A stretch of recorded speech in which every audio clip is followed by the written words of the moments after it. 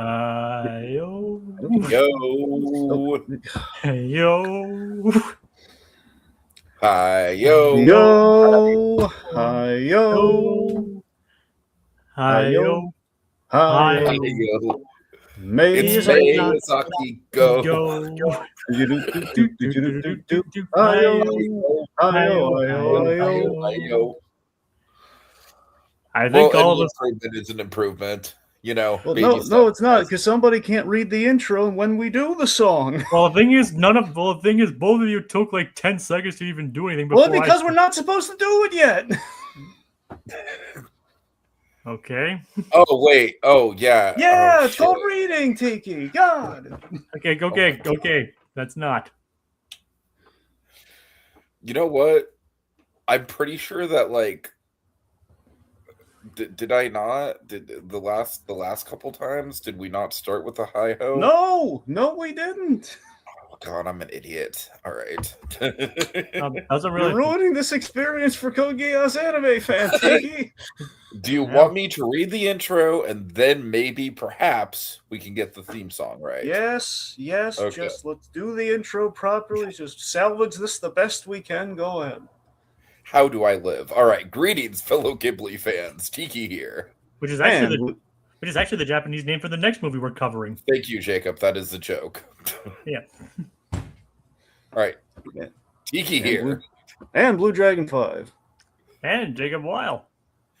There are few names in the field of animation that inspire awe and admiration like animation master Hayao Miyazaki. To properly pay tribute to the man's illustrious career, we've embarked on a 3-year journey through his films, seeking enlightenment along the way.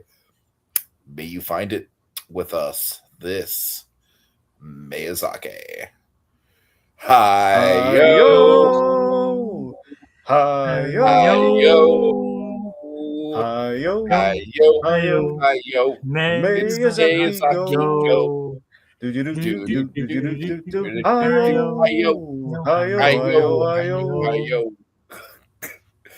All right, now if I could just remember to do the intro first, I think we've got it. Like, Yeah, you could read the copy, maybe. You could read it.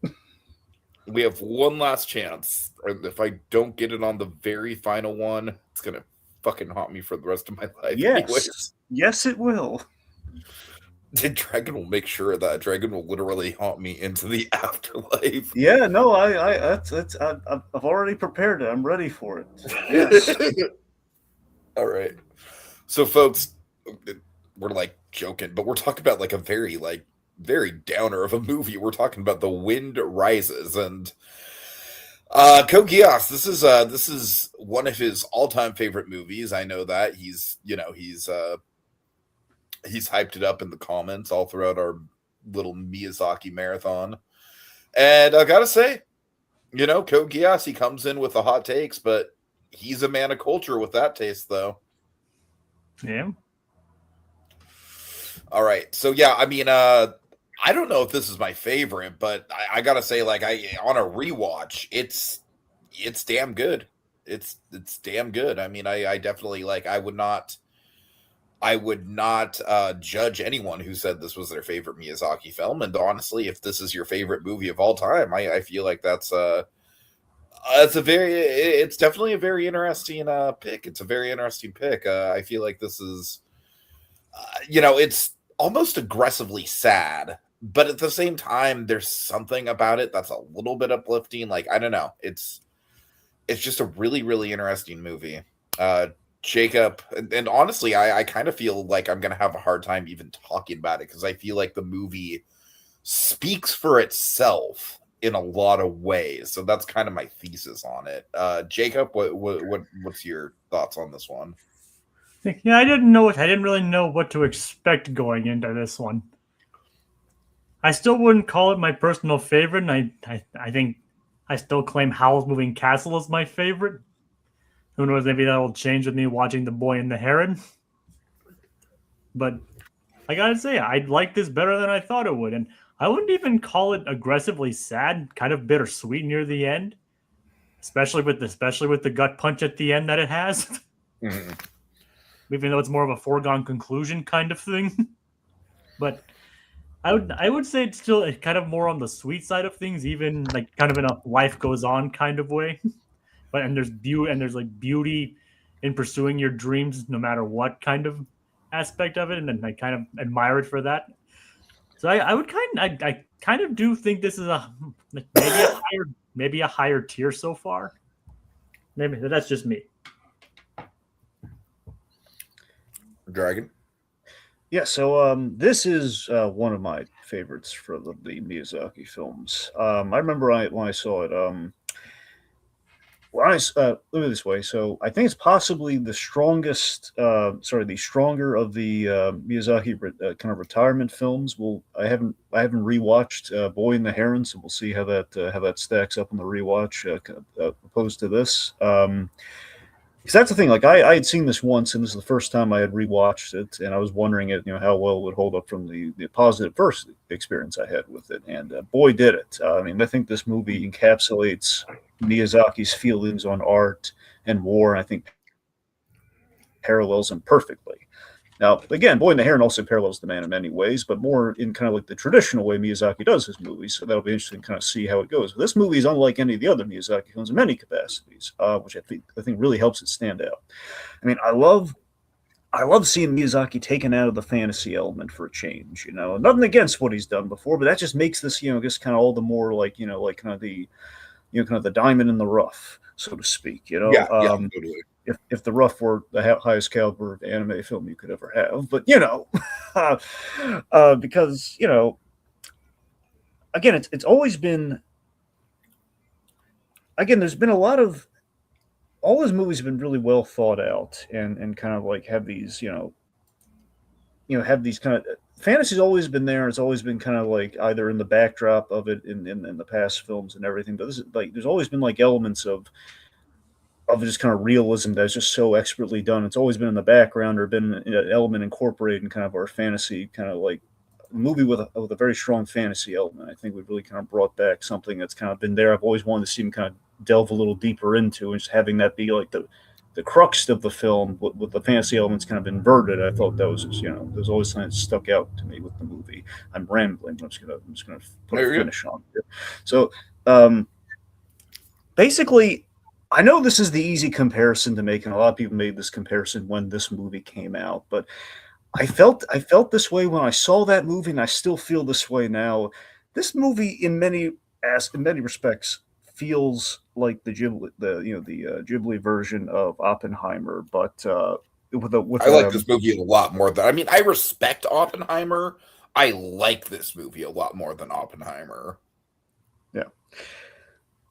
Let me put it this way: it's also, yeah, you're right. It's kind of the Ghibli version of Oppenheimer, but with kind of a touch better romance. A little bit more of a kind of the personal touch better.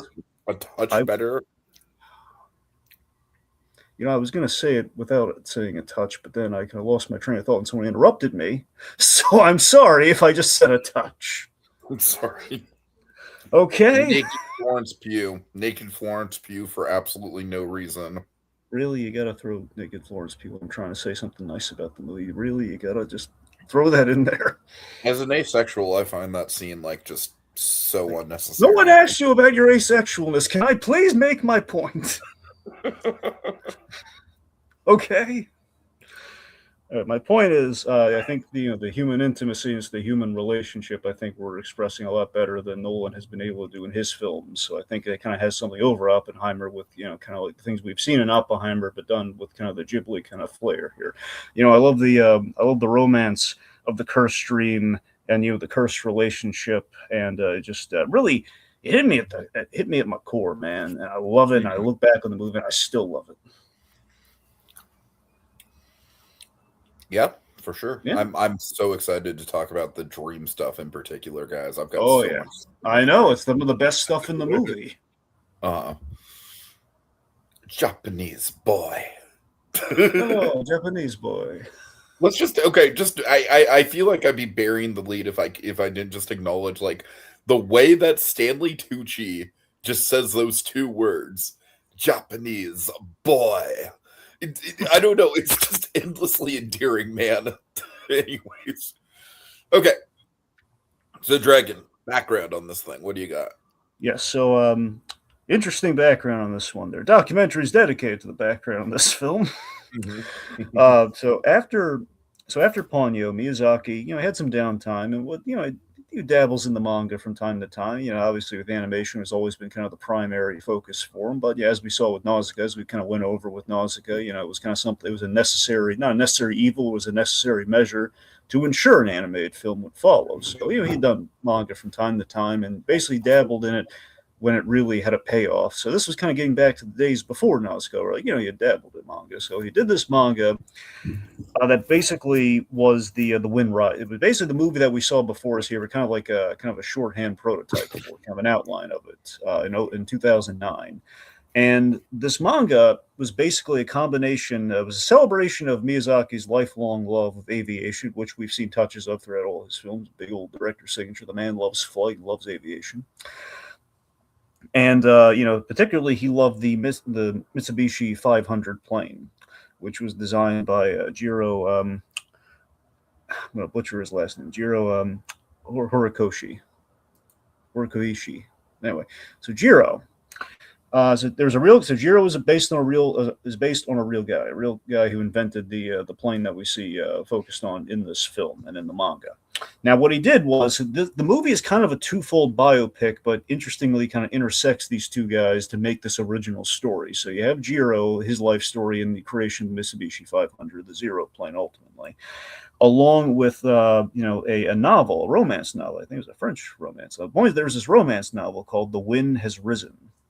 The Wind Has Risen is basically, the tuberculosis-ridden love story, and that's essentially, what we have, and that again, based on a true story as well about, a man who kind of fell in love with a woman who, was not long because of the tuberculosis at the time.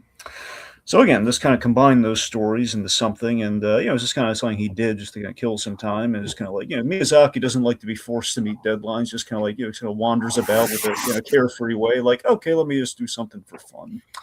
So he goes back to it.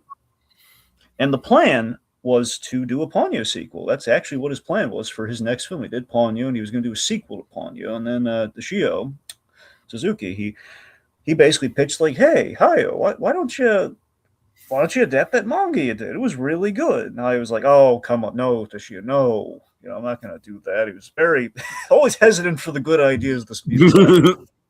He was skeptical. I was skeptical for a few reasons. The main one being this is the first time ever he had done, I guess the first time since, like for a purely Miyazaki film, not counting Castle of Cagliostro, just kind of adapting and existing properly. Again, even Castle of Cagliostro, like obviously there's no actual magic in it, but it's still a heightened movie, right? I mean, it's like just look at the opening chase scene in that movie, for example, Yeah.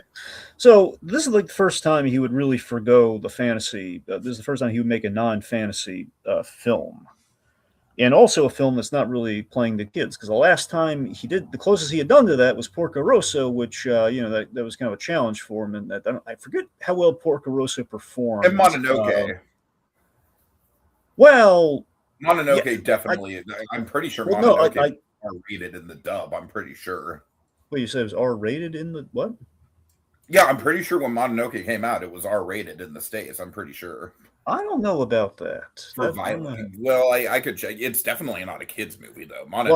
What I'm saying is,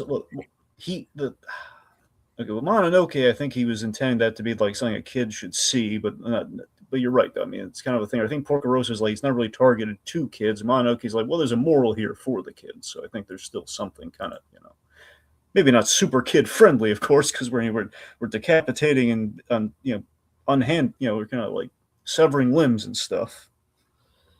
So I don't know. The point being, he was a little skeptical of it here. Let me see. So the point being, he was a little skeptical about doing it, and the closest he had done Porco Rosso, which maybe smithy results. Toshio sold him ultimately on two things with the movie. Basically, the argument that he made, Toshio Suzuki, as we've established, the man is great at a counter argument with people. He's a good producer like that. So Toshio made the point of like, well, the whole contradictions of the Jiro character was a big draw for Miyazaki. The idea he used the quote. I believe this. I forget if it's an actual quote from Jiro or not. It was this quote of like, I just wanted to make something beautiful. So that quote basically was kind of the driving kind of impetus for the movie. Of like, a guy who wants to make something beautiful despite it being used for war and death and destruction and all this stuff. It kind of hit Miyazaki where he lived, and that was ultimately that ultimately kind of like, oh, all right, fine, I'll do the movie. so um, so ultimately, I want to say the way this went down is it was a very personal project for Miyazaki, but he didn't go in knowing that. It kind of like crept up on him as he was going through the production. He put a lot of himself unknowingly into the movie. And a big element with that was, of course, this movie is very much, the Miyazaki daddy issues on display here. This is, his thesis statement for the daddy issues book for Miyazaki. His father was in the manufacturing plant that made parts for the Mitsubishi, so already there's a connection there. There are a lot of and kind of while he's working on it, there are a lot of parallels going on with what was going on with Japan circa the making of the movie, like 2011. There was the nuclear kind of the nuclear meltdown thing. There was this power plant that kind of there's the tsunami, and then there's the power plant kind of nuclear thing that was going on in 2011. So there were definitely some parallels, and I think ultimately with this movie it was kind of like, you remember how Spielberg kind of made Saving Private Ryan as kind of the apology olive branch to his father. Mm-hmm. That's kind of what this movie ultimately was, because during the making of this movie, he received a fan letter, and the fan basically was somebody who said, years ago, your father was very kind to us. We were trying, during the kind of the Depression era of Japan. Despite the conceived notion that Miyazaki had of his father based on some other childhood traumas, it's like his father was a munitions guy who was like giving kids chocolate. And hence the contradiction, hence the cell. Just, he would like feed the hungry kids and he'd be nice to children. It's like, how can he be this nice guy but also be a war profiteer? Where's that's where the intrigue came from, like a layers to this guy kind of thing. And it kind of got him thinking, and it was a very full circle kind of film for Miyazaki. I mean, Ghibli itself, named after an Italian plane, as Jacob kind of alluded to. Sure. Yeah, even though technically the actual word in plane is pronounced Ghibli. Well, yeah. Well, but the studio was mispronounced as Ghibli. Yes. So anyway, so he hired so Miyazaki again is being very hands-on with this movie because of these personal things that are creeping into it. Like, he hired the Japanese dub actor for Jiro, like, on the spot. He just he was in the casting. I don't think he was the first guy. Whatever guy they had there, he just kind of like listened to. He just walked in there and says, "Please do the movie." There's footage of this. We actually see him like politely asking, "Please do the movies." Oh, how can I reject Hayao Miyazaki? Of course, I'll do the movie. So and again, while he was doing this, Takahata was doing his last film. Sadly, I forget. Princess Kaguya. Yes, now I forget how much that was intent. Sorry. I always that's like the three Caballeros thing with me. All right. Go ahead, correct me. I know you want to. I'm never actually going to get it right. Caballeros. Looks like DG. All right, so but yeah, so I don't know how much of that was due to because I know Takahata passed away years after that movie. I don't know. I imagine he just was kind of like getting up there and he was retiring, and then afterwards is when he passed, which we'll get into. But yeah, so one way or another, that was Takahata's last film that he was working on at the same time with this film. But yeah, so Miyazaki had a lot of thoughts swirling around during this film. Like, he's always had a lot of guilt over his success with Ghibli, with all the films, especially with honestly ever since Totoro. Like, Totoro was like this thing, is that the man's always had this kind of this not imposter syndrome, but kind of like the success was like, it was always a double-edged sword. Like, I've made this great film for children, but they're going to stay inside to watch the film instead of go outside in nature, which is the whole point. He's always had that since Totoro, and that's kind of what he was having here. Like, just in general, like, he's always kind of had that. It's like, I make these beautiful films, but they go counter the more successful they are, the more counterintuitive they are to the get out in the world kind of message these films have. That's very much kind of like in line with the movie's whole, like, I make these beautiful things. So that's what I'm saying. Like, there is so much of Miyazaki in the DNA, and it's all kind of like, I think it's dawning on him while he's making the movie, and he's questioning, at this point while he's making the movie, he's starting to question, like, are my films is film becoming a pointless medium because so few, like there's so many films being made, but so few of them are movies that need to be made. Like a movie that matters essentially is what he's after, and that's kind of what he attempted with his 12 shots at it. Movies that matter ultimately, more or less. And so he kind of noticed during the production, Miyazaki, he'd been getting a little grumpier. This is where he's starting to come to grips with I'm an old man now. He's starting to feel his age. He's getting a little jealous and kind of cranky towards the younger animators that are working with him. He's kind of sniping at him a little bit. He's still jovial and everything, but it's the deadlines are kind of getting to him. And what really didn't help was the critic response to this film was kind of was a little infamous. So the critics, I think most of the Japanese critics, but I'm not sure stateside how if this also bled into the stateside. But essentially, the big I'm pretty sure stateside this thing was pretty well reviewed. I believe so. Now I want to say, yeah, I think you're right. But as far as I had heard, there was a big debate over this film with its release, in that there's some hesitation by I don't know how many execs he really had to answer to, but there's some caution, and ultimately what came of this was the critics debated if Miyazaki glorified or kind of giblified war, with the fantasy element, which is kind of like the positive kind of elements that we have in this film, where basically kind of the point of the movie, though. Well, yeah, that's the thing. So basically, their critique was he didn't show the aftermath and the destruction more. And some people even called him a fascist for this movie, which is crazy to me. But that is literally an insane take. But that's the thing, because they're saying, oh, he glorified war, he glorified all the past and all the bad stuff. Look, he didn't show any, we wanted kamikazes, we wanted to see death, man, we wanted to see that. They wanted blood, these critics, man. I don't know what to tell you. But yeah, again, it's almost like they didn't understand the ending. No, they didn't. That's the thing. It was too subtle. We're stupid critics. We need a spell. We need a spoon. We need a big wooden spoon. Anyway, so after the film's release, Miyazaki shocked the world by announcing his retirement, which it's not the first time he had done it, but he sounded rather definitive. With a smile on his face, he sounded rather definitive, just kind of saying, yeah, I'm done, guys. And just the world was he held press conference. The fact that a man to retire holds a press conference, that shows you how much Miyazaki is he's like the animation pope of Japan. Ultimately, he's just the man. He's the pope of high quality animation. He's announced his retirement several times now. He has. This is the biggest rollout. This is true. Wasn't he originally going to retire after fucking Mononoke? I want to say, yeah, Jake, was that the initial? I think a few times. Was that the last time? I think I heard something like that because I think he was going to take on an advisory role or producer role after Mononoke, but then events happened and that led him to producing Howl's Moving Castle, which of course after that he made Ponyo. So this is the one that actually felt like it had a little bit of gravity, and it's kind of the thing that we have here, and we're going to have in the next one that Miyazaki is getting up there. And I'm curious to see, because I remember when I saw Boy and the Heron, it very much did feel like a final film in a lot of ways.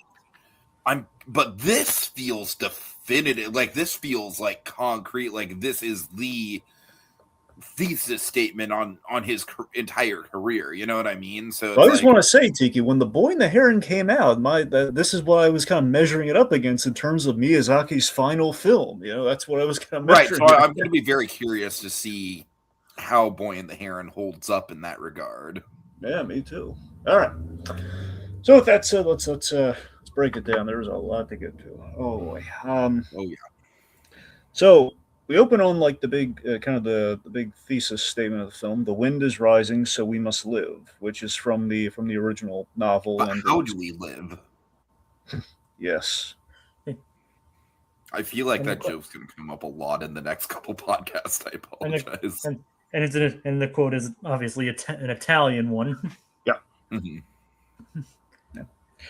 So I liked with that quote and just kind of with that credo of the film, and just the wind rises title period. I like that. So the wind is kind of the heartbeat for aeronautics, for for aircrafts and airplanes. It's like the study of man-made flight. Wind is like the heartbeat of it. So the wind being the heart of the relationship and just kind of the heart of everything. It's kind of this presence in the film, and we saw the absence of wind kind of being death in Nausicaa. So it's been a thing that Miyazaki's been thinking about for a long time now. And I like that we found a way to really kind of put it's the whole movie is one of the most romantic things Miyazaki's done, but not just in like the man-woman kind of romance. It's man's romance to an idea, an ideology, an obsession, as well as the romance in kind of the traditional sense. And I really like how the wind is kind of the connecting point between those two things. So we open on we have young Jiro. So young Jiro,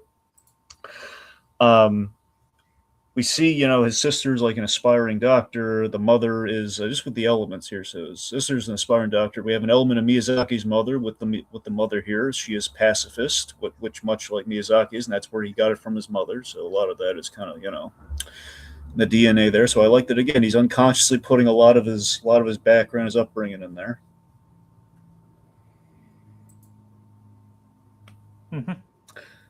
And we saw it. Yeah, so Tiki what he was getting into, the cursed dream sequences. They call it the cursed dream. So that's basically when I say it's a dream sequence, but it's the cursed dream. Mm-hmm. Yeah, these elements, these fantasy dream sequences are some of the best things in the entire film. Have some of the best dialogue scenes. I would say it's some of the best scenes that Miyazaki's just ever done. Period. Honestly, they're great. They're ethereal. I love them. Oh, it's Caproni, right? Yep, Caproni. Yep, Japanese Caproni. Boy. Voiced by the wonderful Stanley Tucci. I mean, the way that I describe Stanley Tucci as far as like his connection to like Italian actors is okay. Are you guys familiar at all with the movie My Big Fat Greek Wedding? Vaguely. Okay, well, basically, it's like there's the Greek family, and it's like, but you need to marry a nice Greek boy. Well, Stanley Tucci is basically like the nice Italian boy that every Italian mama wants to marry their daughter off to, if that makes sense. I don't know. It's probably a dumb comparison, but like basically what I'm saying is that like Stanley Tucci is like the like the ideal Italian American actor. You know what I mean? The comparison I have for Count Caproni and Giro's, all these cursed dream sequences, is it's very Remy and Chef Gusteau. Oh, absolutely it is. Absolutely. To the point where I honestly wouldn't be surprised if Miyazaki himself was a little bit inspired by that. Yeah, it's an inspired idea. I just love that it's it's the closest we get to fantasy, and it has the best writing of the film, and just the idea that he never actually meets his mentor, because I don't know how separated they are. I don't know if Count Caproni's like, I want to say Caproni is like, he's still alive at this juncture, because he's still doing stuff and he's building these planes, but the idea is like Caproni's kind of and again, maybe as like an element of like the real life kind of dripping in there, and the parallels to what Miyazaki's kind of internalizing struggle wise here is that Caproni is a guy who's kind of over the hill in terms of like the world. Probably like when Miyazaki was a kid, Walt Disney was probably still alive, right? But there was no way Miyazaki as a kid was ever going to meet Walt Disney. You know what I mean? So, yeah. Imagine it's a similar situation. The thing is, though, during Miyazaki's childhood, Disney was big in Japan and still is. Yeah, no, I mean that's what I'm saying. Like Disney was always a huge influence on Miyazaki, I think. Sure, but I mean, it's like for anyone, even with Brad Bird, it's the idea that you have like when you come in to work for the greats or work in the same fields, like Brad Bird got in there and he learned under the 9 old men. By the time he finally made the cut for Disney, all the old masters had gone, and that's kind of what we have with Caproni, where these two guys, they're kind of in conference with each other and with the idealized version of his idol, and kind of the guy who does everything he wants to do, but he'll by definition he can never meet the man. He can only aspire to the man, which is great. And of course, again, I'm a sucker for Tucci. I love the man, and I love that also with Count Caproni. We stress, the Italian heritage, and Stanley Tucci. Lately, he's been doing a lot of stuff about cooking and wines and yeah. He's been doing those shows where he's just like traveling around Italy. Like I've watched those shows. His mother was those a really shows nice are honestly Italian kind of cook. like. Those shows are honestly kind of where I get the whole like he's the ideal like Italian American that you just want to bring home to your mom. Yeah. Sure. So So again, so also with Count Caproni as well, as I'm big in the movie where the locations we go to. Miyazaki, he has a fascination with Europe and the Italian, basically European and Italian influences, and especially Italian craftsmanship, which I think really comes into fruition with Count Caproni and all the stuff we see with his plane designs. Mhm. Which we've seen a little bit in Porco Rosso as well. When we go to Italy for the design of the new planes. He loves the Italian craftsmanship for sure. So Jiro, like Caproni, I love how the dream sequences are just very streamlined and just very much like lay out what the kid wants and just fundamentally what Miyazaki, why he loves planes. And we say that basically Caproni wants an artful plane built for luxury and something beautiful, but not for war. However, the conflict is that war is the only means, like the only way you're getting financing and like being commissioned to make these planes. Like war is the only means to kind of create these dreams, which then kind of taints the dream, making it it's the cursed dream of flight. Another way of looking at the cursed dream of flight in a kind of a broader sense, it's like Icarus, man. You're going to fly too close to the sun. You're going to have these aspirations. You're going to build something that'll soar. You'll fly, but it'll only lead to doom. Mm-hmm. Ultimately, it does. Let's see. So again, it's also this is great too, and Tiki, I'm sure you love this. Jiro, he can't. The reason he ends up on aeronautic design is that he can't fly because of the glasses. It's a little similar to a bit in one of your favorite movies. Yeah, it's very Little Miss Sunshine. Yes. Yes. But again, I like that's a great visual thing. By the way, we need to do a. I believe it's the 20th anniversary this year. That's one that we absolutely should do. We'll see if I make the guest list this time. Uh-huh. Anyway.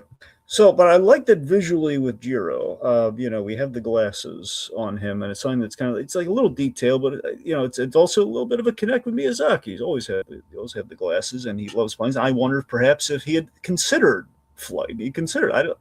It's a stretch. It's not a guarantee. Who knows? Miyazaki doesn't want to hurtle in the air at like thousands of miles per hour. I don't blame him for that. But it just kind of makes you wonder. Maybe that was also like deep down, like I would like to fly, but I legally can't. I'm not allowed to fly. Mm-hmm. Mm-hmm. At least back then, Anyway. So, but yeah. So the idea that through the promise of with hard work and engineering, man can fly. Man can do the impossible. They can engineer a way. Anyone can cook. Flight. Yes. In this case, I just like that the idea that you can fly without ever having without actually doing it yourself. You can achieve flight. You can fly in something that you've made, just you don't pilot it. But you got to make it though. Yeah. So the relationship. Here's something I noticed in the movie. I wonder if you guys picked up on this. So I love the relationship between the trains and the planes, where the trains are grounded.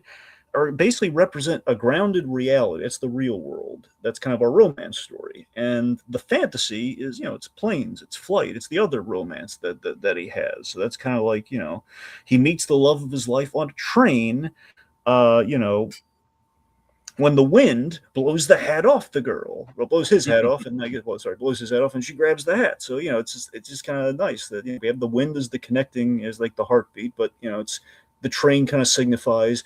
This is real life. This is how you meet people. This is like when your feet are on the ground. This is the fastest you can go, like on the grounds at that time. Mm-hmm. And then the earthquake.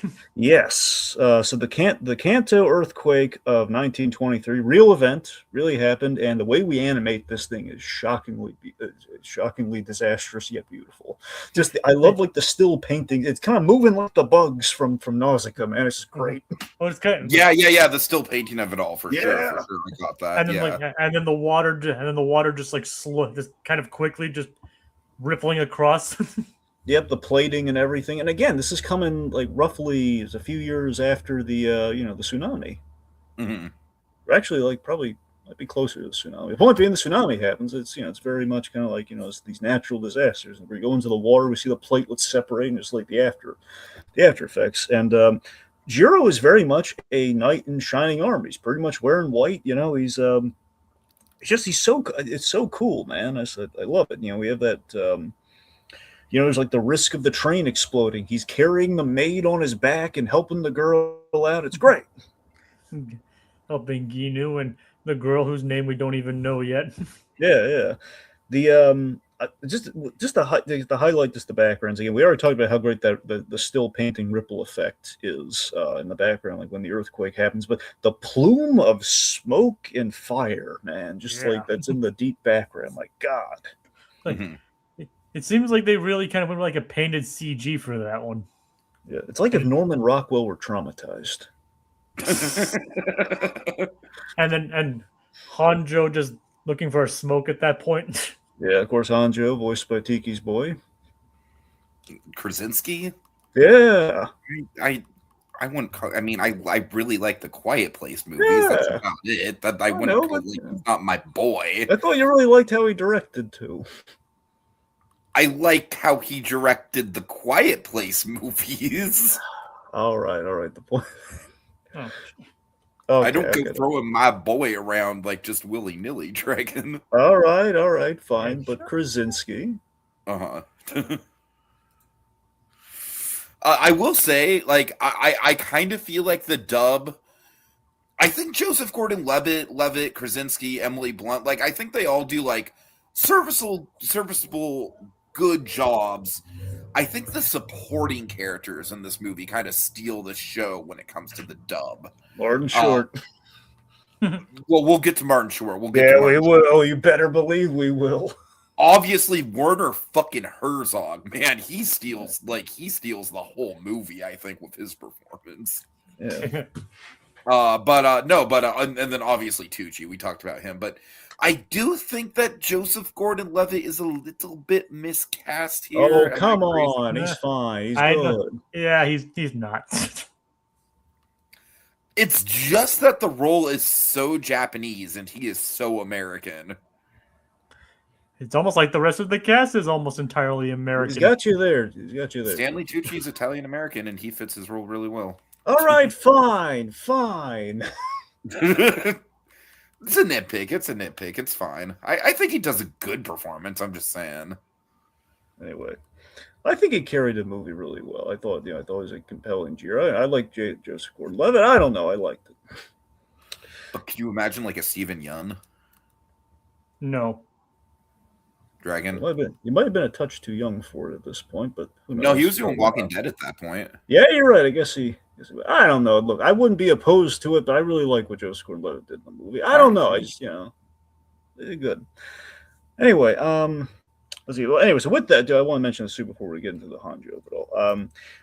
We had this nameless kind encounter. It was a core moment for the two of them in the relationship, and I like this little touch where she kind of years later she returns like the shirt that he lent her to kind of like used like put water on to wipe away all the dirt and the plume of smoke and everything. I just it's kind of like the old. It's like the old with the fantasy elements here. It's kind of like the old medieval the princess gets saved by Prince Charming, the knight in shining armor, and like produces like the little hanky little favor thing, It's kinda, right. It's a little like that again because she literally calls him a knight in shining armor later. That's kind of like the equivalent to like, oh, here's my favor, brave knight kind of thing. I don't know. Mm-hmm. So Hanjo, I like his friendship with Hanjo. They're in school, and the idea with them, and we kind of thread this throughout the film. He's the realist, where Jiro is kind of the idealistic dreamer with the macro bones. Dare I say, there's a little bit of Walt and Roy Disney in there. Just a little bit. Uh-huh. Yeah. There he is. So they're let's see, they're working on the. Yes, they're working on basically they end up working for Mitsubishi, during the Depression, and again, this is a little bit of Miyazaki, kind of the guilt of privilege and success here, where hey, we got our dream jobs while everyone is kind of suffering, but again, it's like which ultimately was like in life, his family, they were living pretty well during the war because his father had, like the manufacturing job, and the trauma that he suffered in life was that there was, they had to evacuate the house, like when fires, I forget if it was specifically fires were burning down houses, but there was evacuation. And that's obviously going to be mirrored like pretty one-to-one in the next movie.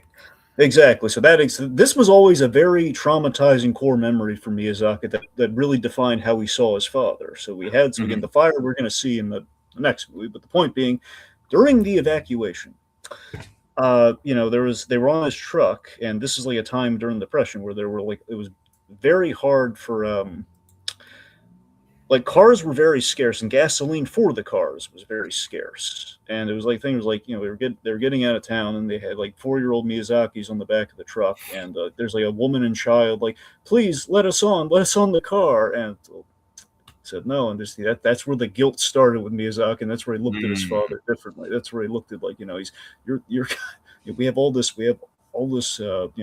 power and all this stuff, and we can't let these people on. Mm-hmm. That's where he started that's where things kind of soured in their relationship, and obviously kind of went on to Goro to some degree, not to the same degree, but a little bit. Yeah. But anyway. The point being, so we got to talk Mr. Karakawa. So Martin Short, Mr. Karakawa. Well, so this character, he is such a fucking Wallace Shawn coded character. Dude. Yeah, but he looks like Miss. He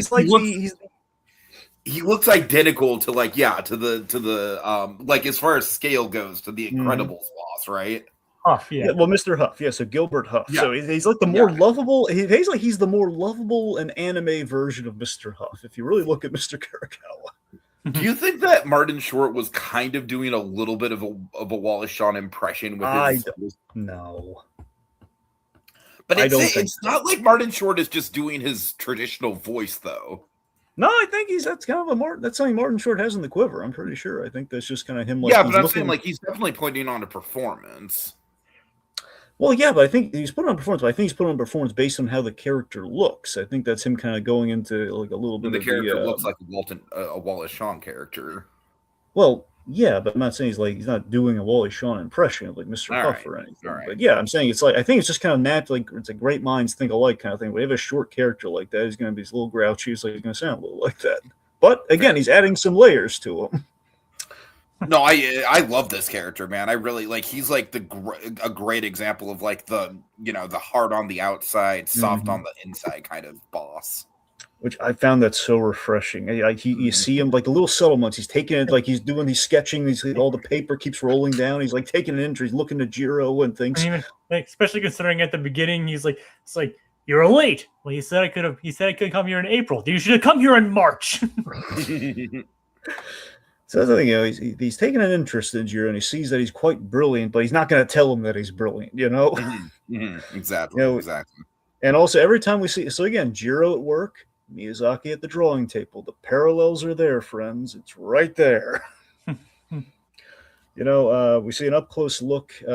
I like that he's getting an up-close look at the planes, too, so we can actually see the handiwork being applied, and they can actually learn things when they're actually looking at it in their own eyes versus being like just sent designs and being told, like, no, we need this, we need that, yada, yada.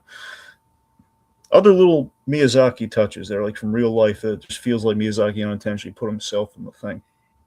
Hayao Miyazaki uses the stopwatch to time himself when he's animating and time people's boards and stuff. Jiro's using the stopwatch for aeronautic reasons, doing the speed tests and everything. Mm-hmm. So we see the power dive, which leads to a crash, and I love this. So in the rain, when they're going through the wreckage of the crash, Karakawa, it's his little bit. He's asked, "Is the pilot okay?" I just love that he's asking if the pilot's okay, and it's just right. It's this thing where it's just this rainy. He's a hard ass, but he really, really cares about his employees. Like, exactly. Not in like an, oh no, I'm going to get sued, but in a genuine, like, humanistic way.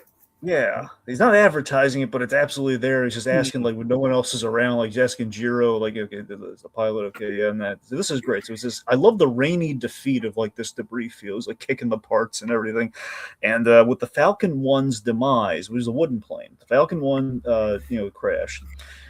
There's going to be no Falcon 2. Basically, the way he says that, it's the defeat that this was like the aeronautics in Japan was like a big point of pride with them, which we really see in the movie. The idea is like they were trying to make the wooden plane work, and the wooden plane was kind of the closest thing they were going to have to maybe a not so warmongering plane.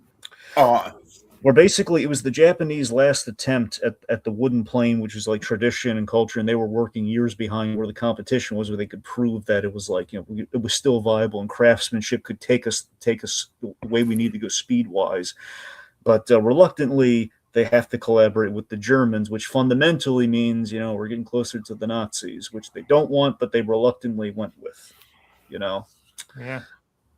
Which is, it's real. I found it really interesting just seeing there was like a little bit of reluctancy there, just like it was kind of like, we have, we're aligned with them, but we don't want it. Like they weren't aligned with the Nazism, but they ended up being, when they joined the war effort, it's like, okay, well, we're going full Nazi. We kind of have to, they're kind of stuck with it. And then things got messy from there, which this film is not about. Nazi, Linkara? No. No, I'm not a Nazi. I'm not. So they collaborate with the Germans on the G-38. Or at least they study the G-38. So Germans did make some good planes. That they did. And I like the inspirations that the Japanese are taking from the Germans, at least as we see it in the film here. So the idea is that, and we had a bit before they go to Germany. It was really good between him and Hanjo, where we have the bit with the sponge cake, and the sponge cake scene again is the nod to Miyazaki's father giving the kids chocolate, where he's trying to give the kids sponge cake. Mm-hmm, mm-hmm. So the idea that the Japanese Aladdin too. Oh, absolutely, it's the bread. Like Abu, give him the bread. That kind of. So, and again, I'm sure we mentioned this whenever we did the Aladdin podcast, but like that bread, it just always stuck out to me as so. Delicious. We have Ghibli bread in this. This movie doesn't have a lot of food animation. Like I said, it has, as you said, it has the sponge cake and it has the noodles, which it does make the ramen look really good too. We have the salad too. We have some epic salad animation, which you never see. Again, Howl's Moving Castle probably has the best food animation. Well, yes. Well, I mean, bacon, man. I mean, come on. Yep. And it's cooked by a living fire. Yes, that was voiced by Billy Crystal. Yes. Anyway, so what I was getting at is that Hanjo kind of, again, him being the realist, he's critiquing kind of the way things are going and kind of like the idea that at the time in Japan, they put their money into the kind of nation pride and the war, and instead of helping people that were suffering from the depression, like the money was going towards the aeronautics and the war effort and all the other stuff instead of going directly to these starving children. It was just kind of like the cross to bear for the war, which ultimately basically it lays the seeds of this is what led to the defeat ultimately in the war. Is that again it's all very prideful, and again it's not just like thrown in there to be thrown in there. It's thrown there to again support where we are with the plane, the cursed stream of the plane, and kind of where the wrong-mindedness is how it's corrupting the very the dream of we could take pride in aeronautics, but we have to use the aeronautics for death. Mm-hmm, mm-hmm. So, the movie's overall theme is basically dreams are worth pursuing, even if it may lead to something negative. Which is fascinating. It's like all of us, we're all drawn, we're drawn to the flame, but the flame could also burn us alive. Yeah, but it does mean the dream is still ultimately worth pursuing, though. Yeah, again, because it's going to get you out of bed in the morning. It's something. There's something to be said for a dream, even if it leads to doom. Yeah. Yeah, because a dream, that's kind of the sunshine you put on. So, Jiro and Hanjo, they're in Germany. I love Jiro handling the uppity German guards. He's just very, again, this is where Joe Gordon was really doing it for me, man, where he says, okay, hey, we're here to do a job. Just let us, we've been invited to study Dr. Junker's metal airships, yada, yada. And Junkers was actually kind of a nice guy and allowed them in. Yeah. So Junker, he has these metal airships and bombers, and they take a walk inside. I love the animation on that. We're seeing the spaciousness and all the girders and everything in the planes and the glass design and everything. So the idea is the Japanese took the metal concept and their goal was to streamline it to the Zero ultimately, to the Mitsubishi Zero. And the tragedy of this is that what they ultimately did was the Zero is one of the planes, primarily one of the planes that was used for the kamikaze stuff. It was one of the kamikaze bomber models of plane, which makes it even sadder. It's the idea that Miyazaki found a way to romanticize the saddest plane ever. But again, it was a thing of beauty in the design of this thing, but it was used for such horrible stuff. Yeah. Yep. Okay, so let's see. So again, with that though, we have these little hints here and there, and this is where I think the critics just they missed the point, like Tiki was saying earlier. just the idea we have these hints of the darkness to come, but we're not dwelling on it too much, but it's there and we can't ignore that it's there. Like the German secret police, they're chasing somebody that we don't know what the guy did, we don't know what it's about, but he's chasing somebody down. You get kind of a creepy vibe. They're about to maybe like detain Jiro for a second. There says, no, we're gonna chase that guy instead. It's a little okay. And later on they go after the Werner Herzog character. They go after Castorp? Caproni? No, not Caproni. Caproni's the Tucci character, but the other guy, the Werner Herzog character, the German guy, is like Castorp or something. That's what they write his name out to be. But anyway.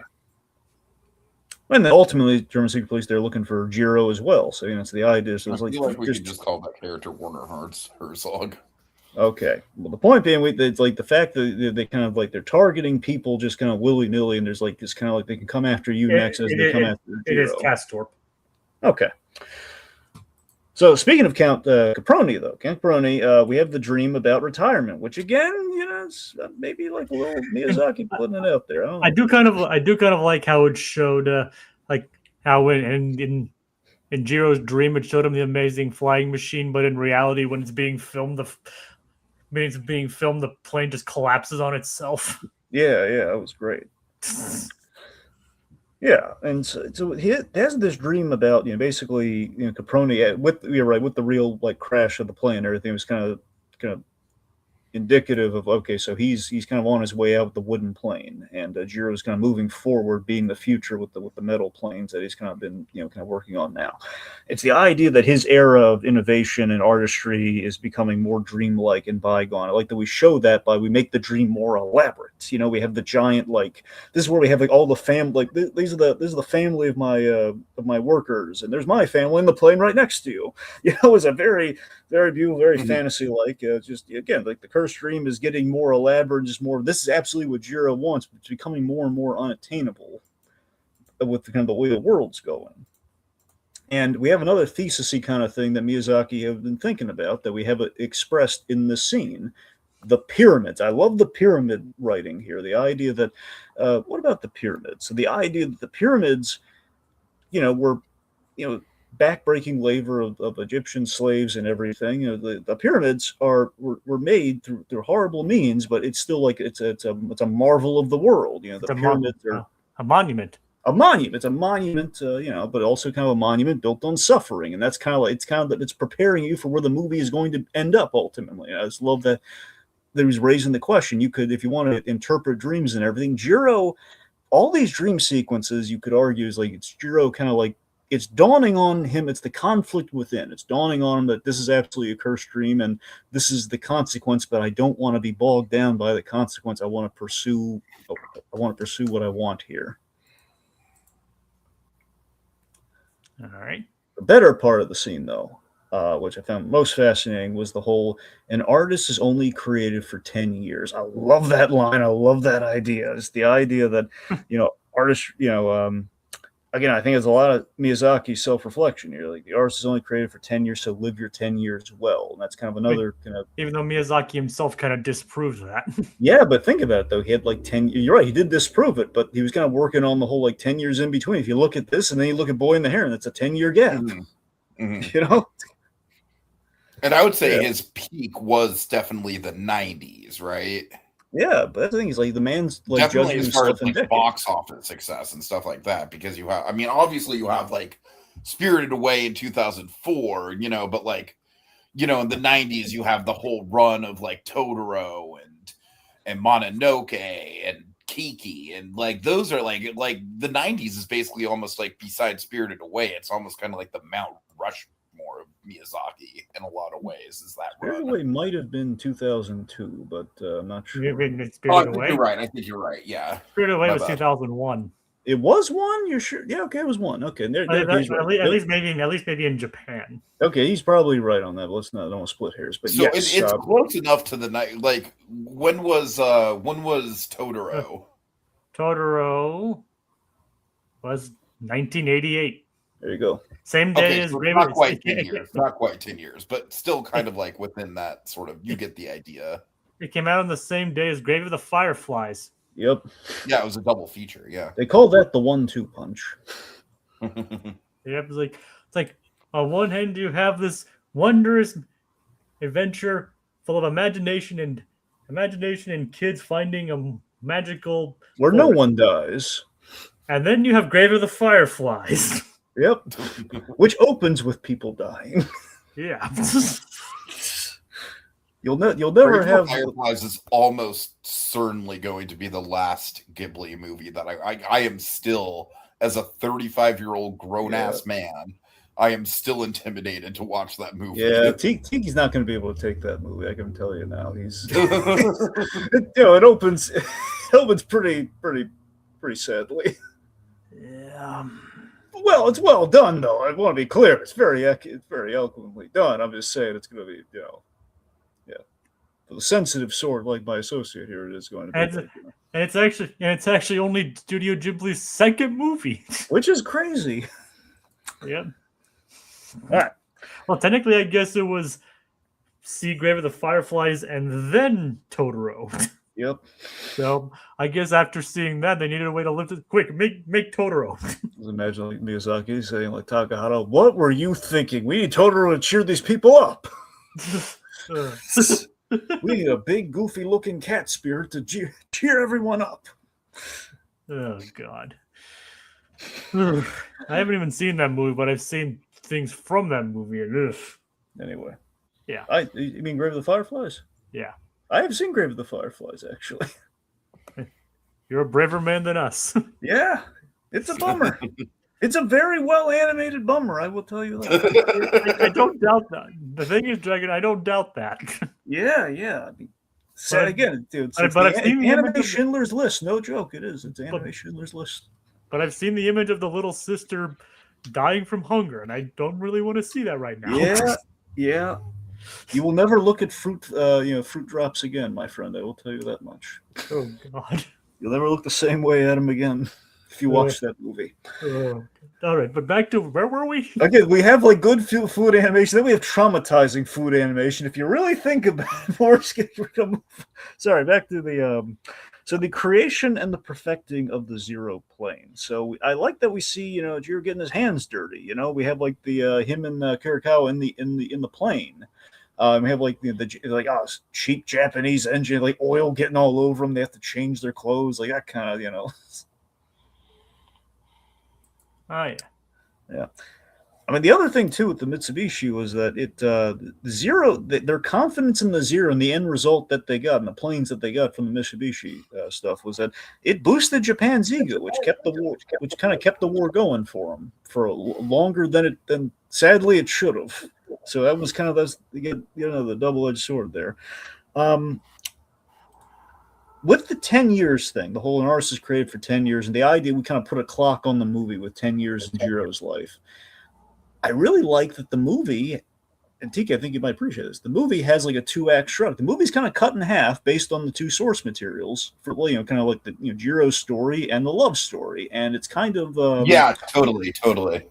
And if you look at the timing of the movie, it's almost split right down the middle, like roughly an hour-ish, like an hour and 5 minutes or whatever, like an hour or 6 minutes. Like right down the middle is when the love story really comes back. And she is Nahoko is introduced, and it's in that sense, it's kind of like if you reflect 10 years. I'm not saying it maybe perfectly times out this way, but it's like 5 years up front, 5 years in back. It's kind of it's kind of how we split more or less. And the years with Naoko are where he really begins to take off. Yeah. See what he did there. Tiki, did you see what he did there? Wasn't it clever? Yeah, I see what he did. It was clever. No. He did good. He did good with that. Yeah. Yeah. All right, should we read comments, or do we just want to fire into the love story? Well, I mean, we should probably get to the comments, but I have some things to say about Herzog's character. Okay, well, we can get there if you want, but otherwise we'd probably wait till the love story. That's where he's introduced in. You're right. Yeah. Jacob, do you want to go over some comments?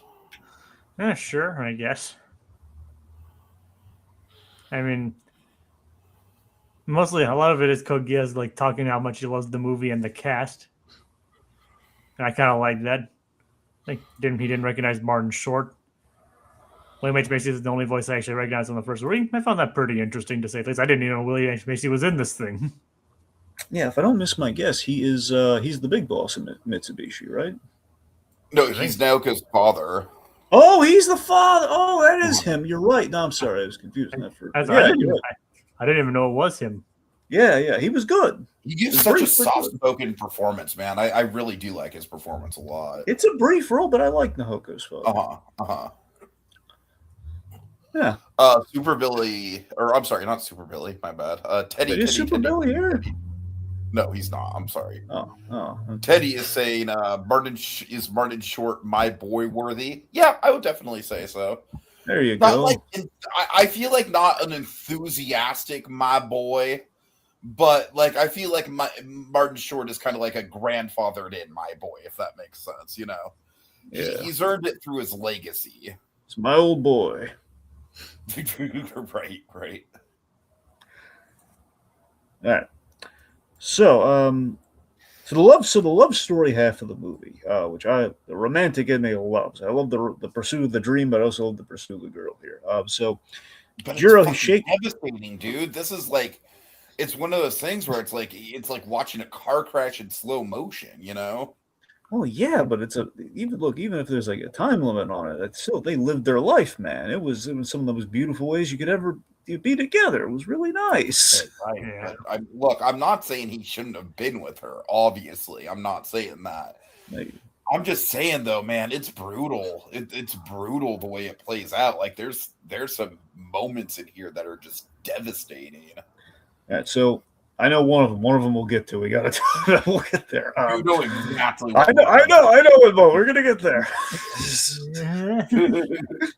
Oh, that's good. Okay, so Jiro's shaking off. The movie almost goes like full blown, like fucking Mononoke levels of gore. Yeah, I know. Illness. I know. It's a fantastic edited moment in the shot and everything, and we'll get there. We'll get there. We'll get there when we get there. Yes, Bob. So Jiro shakes off the failed Mitsubishi test flight by going on vacation, where we reunite Jiro and Nahoko, and I love the inciting thing that reunites them. She loses the umbrella to the wind. Again, the heartbeat of the aeronautic streamer. Yep. What? I just said, yep. Oh yeah. So it's like, seriously, like, as one dream struggles, the other one, well, Jacob already said it perfectly, but it takes flight. So one struggles, one takes flight, in an unexpected way, in a way they didn't see coming. Again, we have our food animation where when they're staying at the hotel, we have the we have the fish with the mackerel later on. We have the sponge cake. We have the salad and the bread. The way Jiro's tearing into that bread, man. The bread. Right?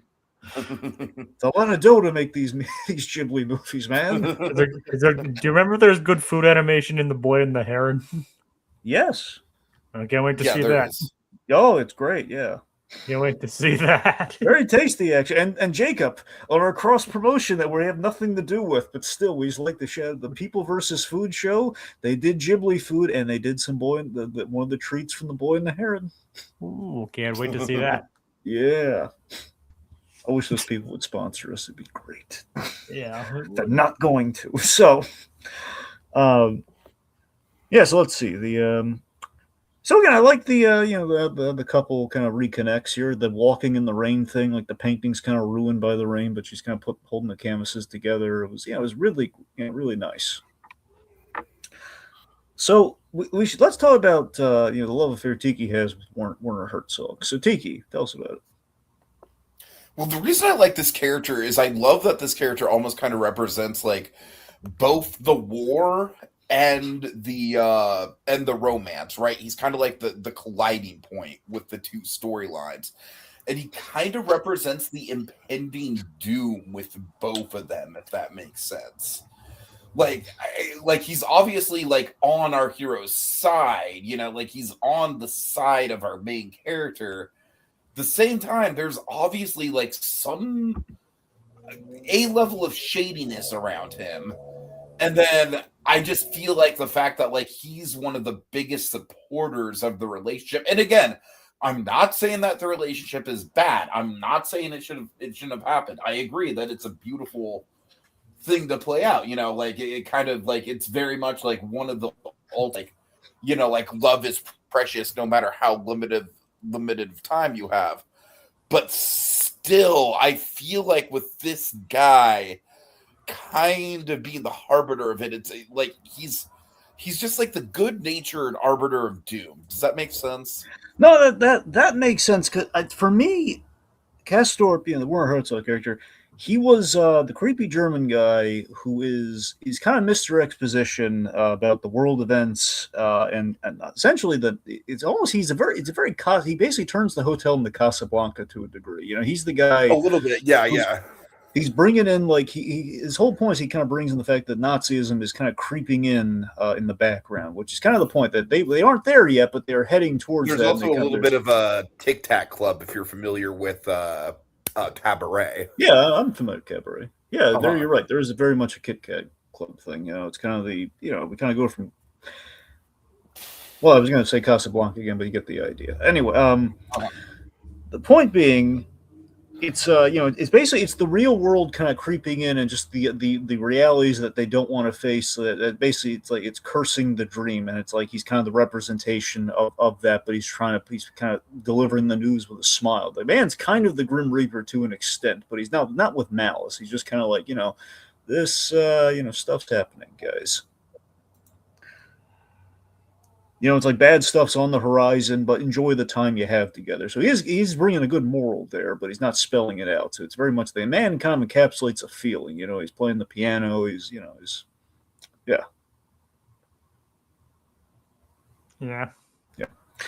Let's see. So I love the paper airplane flirtation. That was very, very cute, very, very nice, and the whole basically the Magic Mountain kind of effect on the place.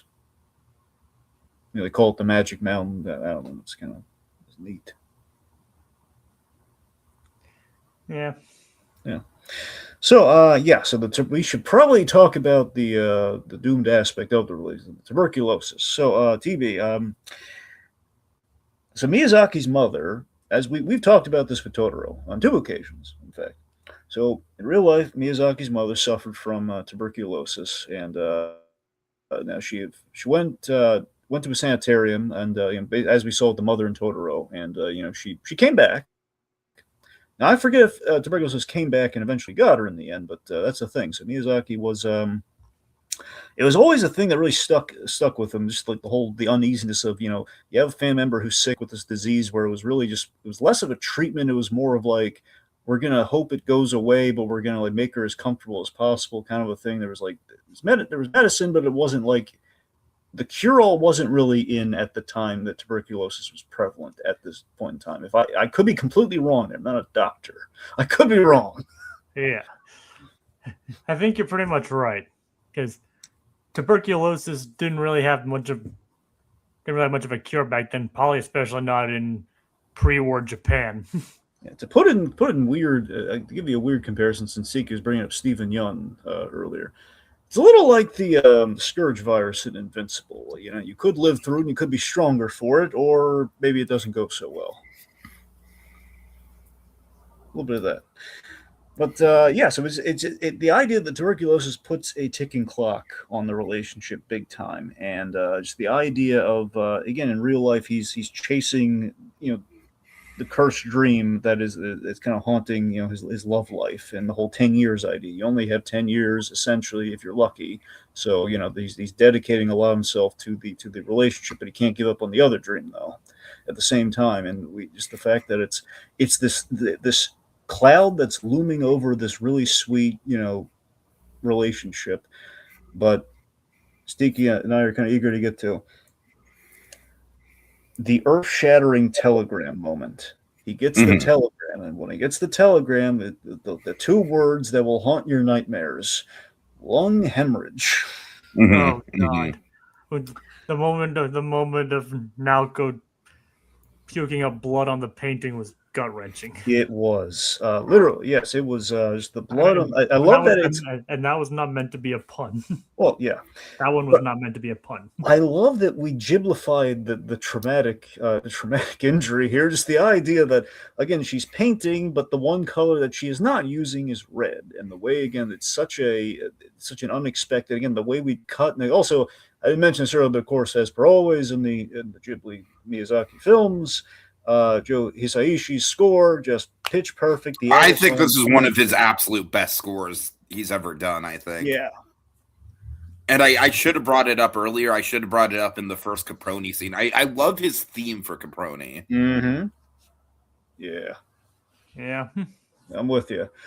But yes, the blood on the painting, which looks kind of paint-like per the Ghibli style, was like a really inspired choice. And again, it was just I just it's haunting in all the ways. And again, reminds us that even though she looks fine, and just we're saying she's sick, she really that's the thing. The movie is not a bloody movie. Okay, and the fact that we use blood in this one scene in a way that is like all the blood you could ever need. But it's in the most horrible, in a dramatically interesting way you could. Yeah. Just and it is done for dramatic effect, but at the same time, it's kind of like, you appreciate the dramatic effect, right? It's not gratuitous, is what I'm saying. No, that's the thing. You're supposed to be. You are absolutely in Jiro's head in this movie, between the dream sequences and between what he's going through. And a moment like that, where he hears the words, "She had a lung hemorrhage," we cut to what he's thinking of right now. Very, again, it's effective. And here's the thing: with the guy who's obsessed with flight and aeronautics, as he is in this movie. Well, a man with the Miyazaki level of dedication to his craft, you need something that would genuinely shake him out of whatever he's doing. He has to be on a train there now. That's how you get him on a train there right now. And also, like, the police are looking for him. I love the detail that Kurokawa has been protecting Jiro by housing him at his place so the police don't look for him. With his, he's staying with his wife. I love that. But again, he hears that telegram. I'm gonna risk it all. I'm going there. It's like like Kurokawa tells him, okay, listen, the message, because they're intercepting your mail and everything. Here's what it said. I'm out. Like, no, Jiro, don't go. And he just goes instantly. And he's on the train. He's tears are flowing through his face, falling on the designs he is doing. He's still doing the designs on the train, tears in his eyes. Again, it's a romance between his passion and his fiance and his eventual wife. It's great. The idea too, like, he is only there for so long, and he's, and he doesn't care that he can get infected with the tuberculosis. He wants to be there with her, and it's the idea that when he leaves, because he has to go back, she goes to the sanatorium alone against the will of her father, because she wants to heal for Jiro. Like, beautiful. This is a very compelling relationship, and also, because Code Geass has brought up, I really want to give a credit to Emily Blunt. Is absolutely says Emily Blunt is my favorite actress in Wind Rises. It got me interested in her. I think she is really good in this movie for the time that we do spend with her. I think she was, I think you cared about her, but yeah, totally, it's important. Yeah, this is where I spell out the obvious things, but yes. Yeah. And when Kamura Kamikawa performing the wedding for Naoko and Jiro, it was a nice moment. Easily, no joke, easily the most emotional the movie, that wedding. That gets me. It's and for some reason, I endorse this wedding. Yep. Just my God. So I love the Nahoko. We learn that she doesn't have much time. She's at the train station, which again is the symbol of the real world and the love story, where they kind of met each other the first time, and the whole realism versus the fantasy in the air, head in the clouds kind of thing. The fact that the occasion to get married is I don't want unmarried people staying in my house. Just Kurokawa's being kind of grouchy. Right. Well, then we'll get married right now. Can you perform the ceremony? What? Okay, sure, fine. And it's this beautiful, intimate ceremony with 4 people. It's just it's very, this relationship, and after the wedding is honestly from this scene to the scene that follows. It's like married life from Up, man. It's flawless. The idea that he's working through the night while holding the hand of his sick wife. You know, just that man, that hits me where I live. I don't want to bore people with the details. I've been smitten with a lady with medical issues, and I don't know. Maybe that's why I'm affected by it. I don't know. It hits me where I live. The point being, it was very well conveyed. And he's talking about like, and see, you work better when you hold my hand. Yep. See, it was great. And it's just, and then him kind of like making light of the situation, like, I'll become the best person to use these slide rulers one-handed. Yeah, all the little touches, man. Just like the little, and the whole, like, he's smoking. He says, "Well, you have to let go of my hand so I can go smoke." He says, like, "No, I don't mind." But she doesn't care. She doesn't want him to leave. She knows. The sadness is that she kind of knows she's a goner, and she kind of like, just don't leave. Yeah.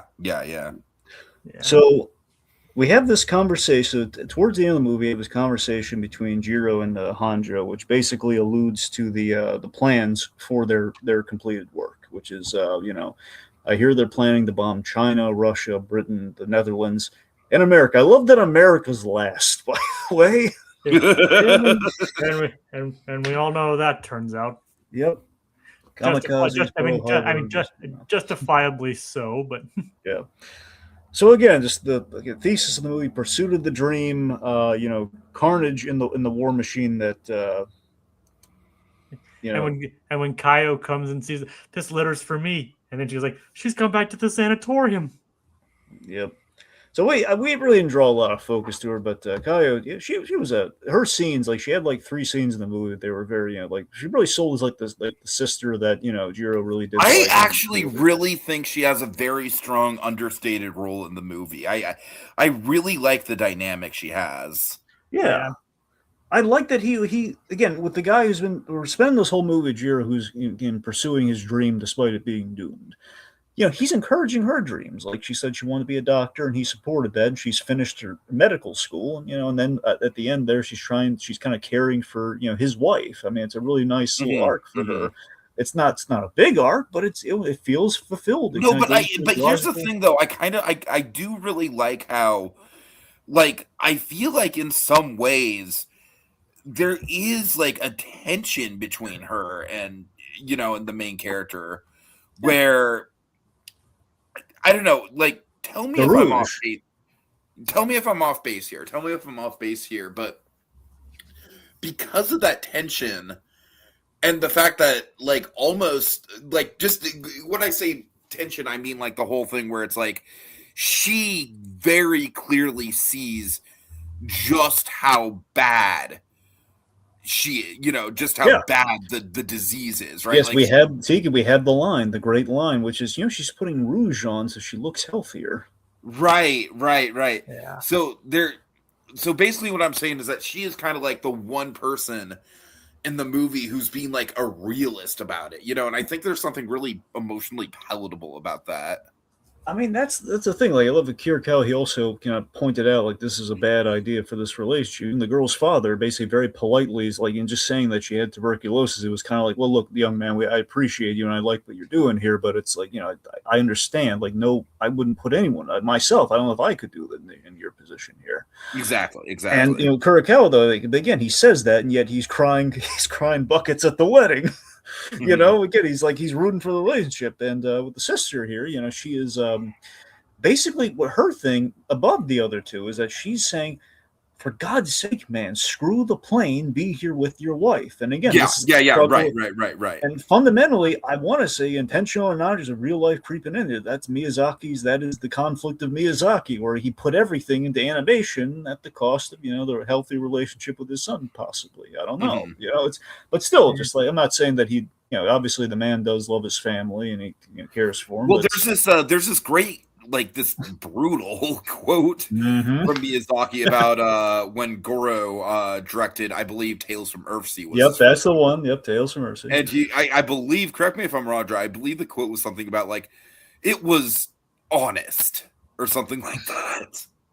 It wasn't complimentary, to say the least. Apparently he bit off more than he could chew, or something along.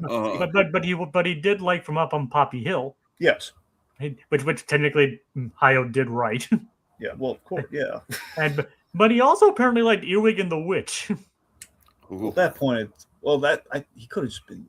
Is a chance he might have been being nice on that one. Was Earwig and the Witch? Was that Goru too? Yes. Yeah. Oh, it was. Oh god. That one might have been like, okay, I gotta make an effort here. It's like, I could have been more supportive. Like one step forward, one step back, son. But, it's still like, I understand. Like, what I understand, Hayo was actually approved. Was actually approved of that one. All right. Well, it's okay. So I don't know. Like, Hayo has his taste, so he likes at least 2 out of 3 of Goro's movies. Yeah, but still, to have your own father say, didn't care, like in the public, in the media, just say, you know what, he wasn't ready for it. It's kind of devastating. I mean, but you also got to kind of appreciate his honesty, I guess. No, for sure. But that's the thing. The Miyazaki, it's the character that he is, though. He's kind of like, there's a brutal honesty there, and doesn't say it with malice, but Anyway, but still, there's the dedication to the craft. There are consequences, and that's kind of what the sister is trying to get through. And of course, with the sister, Kogias points out, voiced by the wonderful Mae Whitman. Yeah, Katara from After Last Airbender.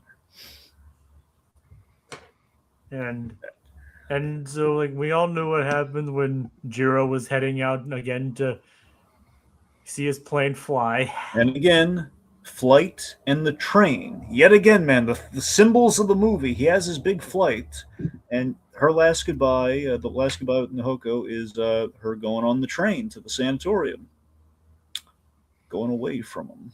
And we see his Jiro's plane is actually a success. Yep, 240 knots. That's 20 more than they needed.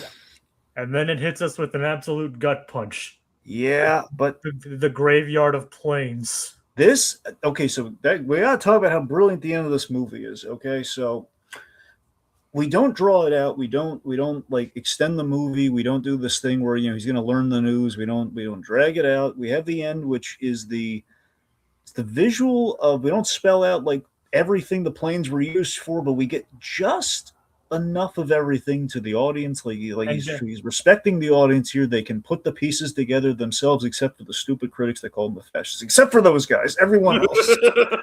and the ending as and just the sight of basically the plane graveyard. Yes. Just like basically, if anyone, it doesn't even need to spell it, because anyone who knows what happened is like, oh god. And again, I love it. Yeah, but again, the fucking stupid. I can't get over it. I can't. Like, it's not exactly subtle, right? Like, it's not beating you over the head, but it's not exactly. It's artful. It's an artful way of doing it without showing dead bodies. Exactly. And even back then, people were overusing the term fascist.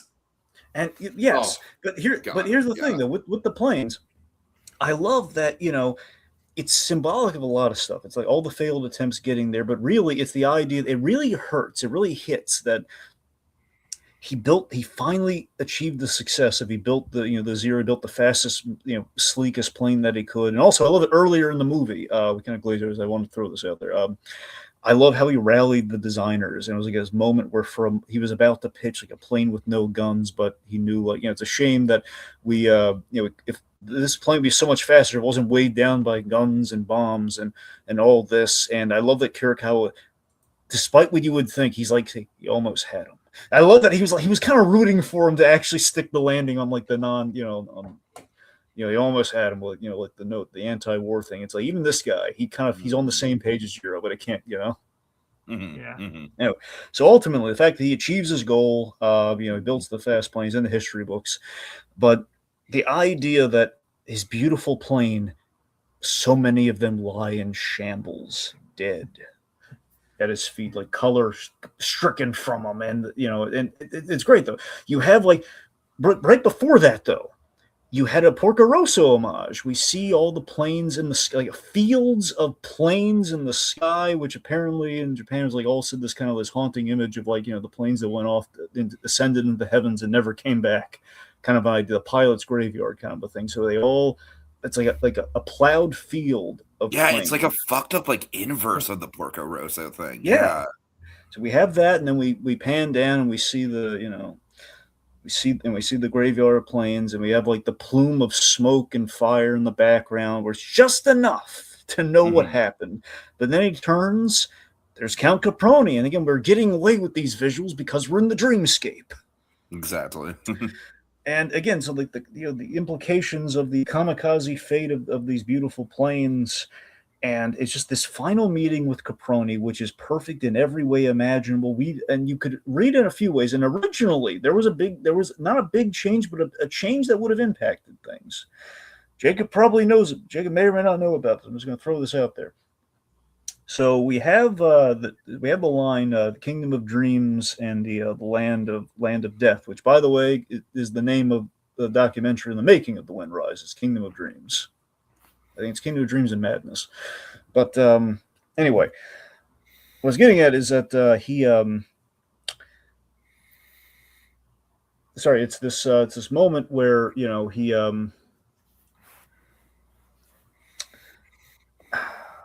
Oh, right, okay, I'm sorry. So, late when Nahoko is present in the dreamscape, she says, "You must live, darling." Originally, it was "You must come, darling," and that the line basically suggested Jiro was dead in the afterlife, where he's like on his last legs. Or I'm glad they changed it. I'm really glad they changed it. That's the thing. So Miyazaki made that call. Like, no, it has to be live. It's going to work better if it live, because otherwise people are going to get confused and live. Well, especially because I feel like you get like your mind can kind of like fill in the blanks of this whole situation, right? Where it's like a great ambiguous ending too. You kind of get, and again, this is kind of why I brought up the tension with the sister, because I honestly kind of get the feeling that it's not like him and the sister had a huge falling out or anything, but you get the feeling that the marriage did kind of put a strain on his relationship with the sister. You know what I mean? Does that make sense? No, that makes sense. I mean, I'm sure she would have, So it's like this guy, like, he got nothing in the end. Like, he did design the planes, but they were built for a fucking awful purpose. Yeah. He had the marriage, which was short lived, and he never got to meet Caproni in real life. But in spite of all that, it's very much a life is beautiful kind of message. Yeah. It does remind me of, and I know neither of you have seen this movie. I do think I actually did see that movie in school. What movie? Life is Beautiful? No, that's not the movie I was going to say. I was going to say Train Dreams from last year. Train Dreams is a very similar vibe of like a bunch of pretty sad shit happens to the main character like throughout the movie, and it's not like the main character gets like a big win at any point, but ultimately the message in that movie is still, goddamn, life is pretty fucking amazing, isn't it? And I kind of feel a similar vibe here.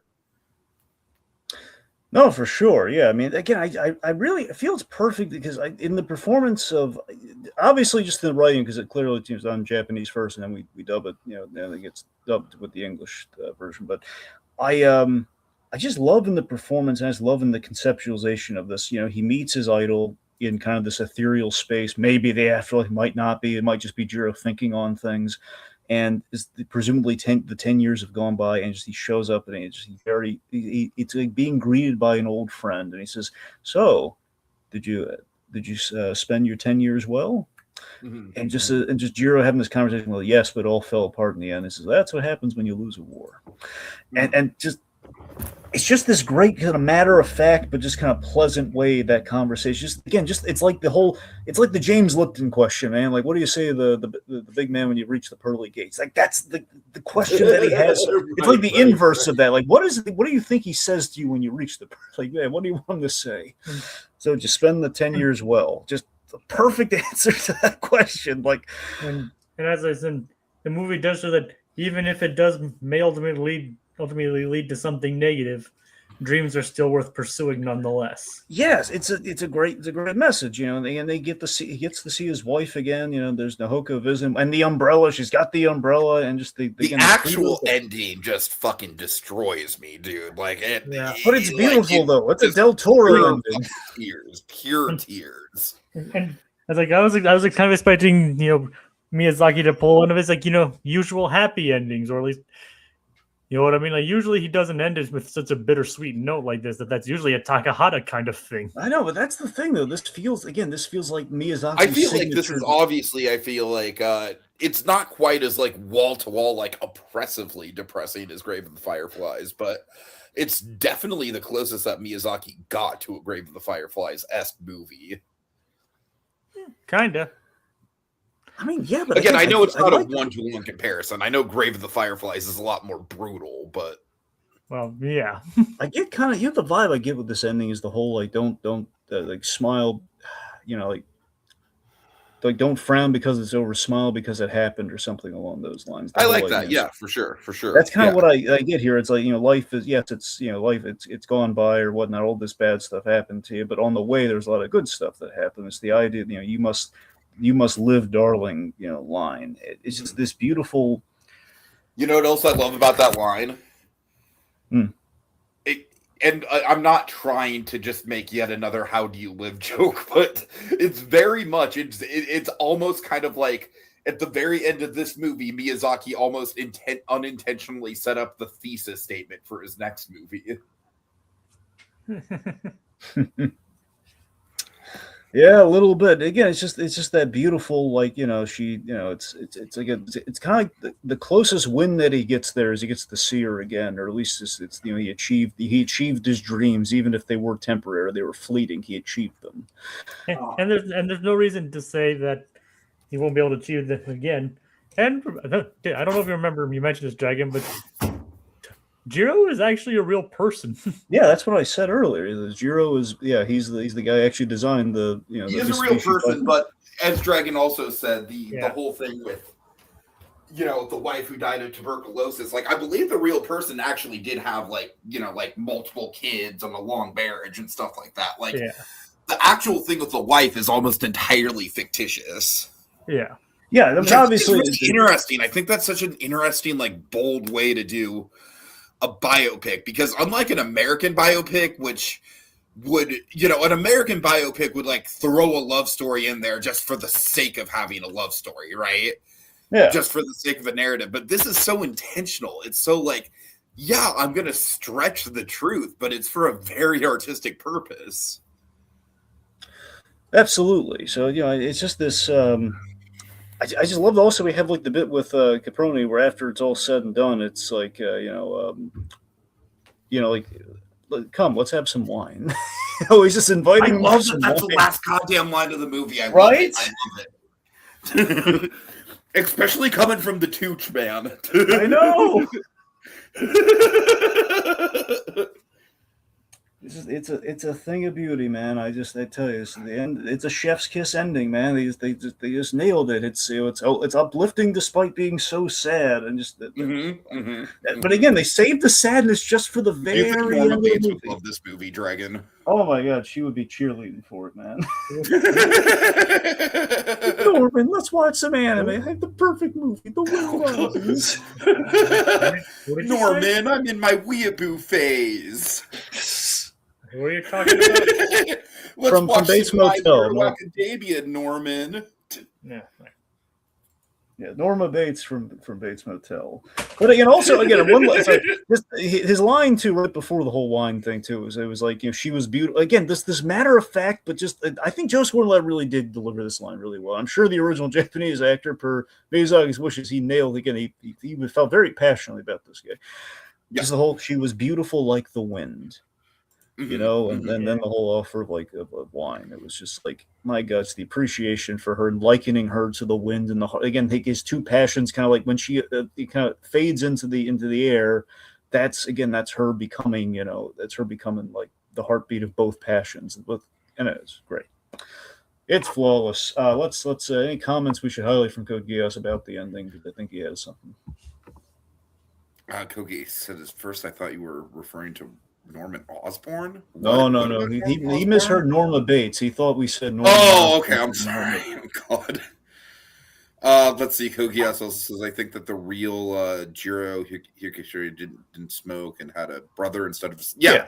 So, again, it's like He's like the kinda achievements taken, were the real part. Like on Mhm. paper, that was the real part, but not the relationships of the personal life. That was a whole, right. movie. And then he also says The And- Wind Rises is one of the most heartstring pulling endings that I've ever seen, right up there with the endings of When Marnie Was There, the Christopher Reeves documentary. Either of you see When Marnie Was There? No. No. I think that's one of the more underrated Ghibli movies. Like, it's not up there with like oh fuck, what is the one that I'm always praising, the Country Road one? Wait, Whisper of the Heart. Yes, thank you. Why Yeah. was I blanking on that? Like That's Whisper the of the Heart again. Like that might be my, like, it's not the best Studio Ghibli movie that's ever been made, but as far as like how it personally affected me, it might be the most like personally affecting movie that Ghibli's made. But Marnie is up there, man. Marnie is a pretty powerful movie. Anyways, That's another Takahata one, right? no, I don't think it's not Takahata. No, I don't think it is, Jacob, but I'm not It's sure. not. What is it? No. Like, what did you say it was? Whisper of the Marnie. Heart? When Marnie was there. Oh, that one. Whisper of the Heart, I believe, was done by a guy who only directed one Ghibli. Yeah, that's Yeah. the thing. So that one wasn't. When Marnie was there was Hiramasa Yonebayashi. Okay. Uh-huh. And Whisper of the Heart was Yoshifumi Kondo. Yeah, Kondo. Right. Right. So you're saying when Marnie was there is good, right? I really, really like it a lot. Okay, Yeah. that is interesting. That's the thing. I wouldn't go as far as Kokiya saying it's my second favorite Ghibli film. I wouldn't go that far. Yeah. Might be in my top 10. Might be, like, I like it a lot. I think it's got a lot going for it. I think it's very underappreciated. Well, we know one thing. It's The Wind Rises. No. And, all right. And that comment, that one of the comments does kind of remind me that, like, technically this is one of the few Miyazaki movies to have a male lead. Yeah. That's true. That's a good point. Yeah. And, like, Yeah, and only I guess- kind of handful of them that does that. and the Boy and the Heron, I guess, also counts as one. That's what I mean. You have Wind Rises, Boy and the Heron, and technically Mononoke. Technically, Castle of Cagliostro. And well, I guess Princess Mononoke kind of as the co-lead with San, but Yeah, it's kind of a co-lead. So I got And then- it's pretty much I guess 4. Zon doesn't even really come into it until Act 2, though. yeah, but she's pretty much she's obviously the titular. She's the main character of Act 2 for sure. Yeah. Yeah, she's like the titular Princess of the Mononoke. Yeah, so but ultimately, I mean, Ashitaka starts that movie, so he can't. Yeah. So, but still, most of his leads are women or girls. That's true. So it's a rarity. And even in this movie, I do feel like the sister in particular, like very, like, again, kind of a small role, but very, very much represents like the tenacity that Miyazaki's always really respected in women, you know? And again, I hope I didn't make Nahoko sound like too much in the background, but I really liked her and like how that relationship worked. And I felt she was a strong female character in the film, despite being physically weaker, but it was, All right. Okay, final thoughts, Jimmy. What? I'm sorry, that was a yawn got out there. I said final thoughts, gentlemen. Jacob. All right. Again, I know I didn't talk much during this, but I did really like. Like I said, Jacob, I do think this movie just kind of speaks for itself. I mean, it does. This podcast went on like a much shorter amount of time than Nausicaa, and obviously, like, our opinions on this, and like, we respect this movie. Like, Nausicaa's great as far as like the visuals go, but like, we respect this movie a hell of a lot more than than Nausicaa. I found this movie this movie surprised me. Like, I will say that much. I knew it was kind of going to be. I went in knowing it was going to be a more unassuming movie in comparison to some of his other works, but I wouldn't say that's necessarily a bad thing. I went in. I don't know if I'll watch it again anytime soon, but I very much enjoyed it. And this year we've experienced 4 different flavors. We're experiencing 4 different flavors of Miyazaki with the Adventures adaptation of Castle of Cagliostro, his early work with Nausicaa, and now this. Yeah, this is the cookie and cream. This is the cookies and cream flavor. It's delicious. Yeah. What? So, I don't know. How is this the cookies and cream flavor? I don't know. Cookies and cream is a really good flavor. I don't know. I like it. I mean, Cookies and cream is a really good flavor. You're right. Yeah, why can't I make cookies and cream? Fair enough. all right, but I'm just saying, like, I went and I definitely respect this movie. I do enjoy it. I still need to watch the rest of the Ghibli films, even the non-Miyazaki ones. I don't think I've even seen a Studio Ghibli movie that isn't directed by Hayao Miyazaki, which I'll have to get to after I'm done with this. But I gotta say, like, I still wouldn't put this as my top, but I could probably put it in the top half of the Hayao Miyazaki films. Mm-hmm. So, like I said, Howl's Moving Castle still is my number one, but we'll see how Boy and the Heron goes. Yeah, I mean, I think this movie very much speaks for itself in a lot of ways. I feel like as the only biopic that Miyazaki ever made, it's so true to his stuff. Because I got to tell you, when I heard about this movie for the first time, like, I was skeptical about it. I was skeptical about, like, okay, this is a Miyazaki movie that's based on a real person that doesn't really have any fantasy elements, that does frankly kind of sound like a downer. And it is a downer in some ways, but it's also very much, it's that kind of like bittersweet life is beautiful message, and I feel like it really, really shines through. Kogia says it's one of the greatest films of all time, and I feel like it kind of earns that a little bit. Like, I can see it.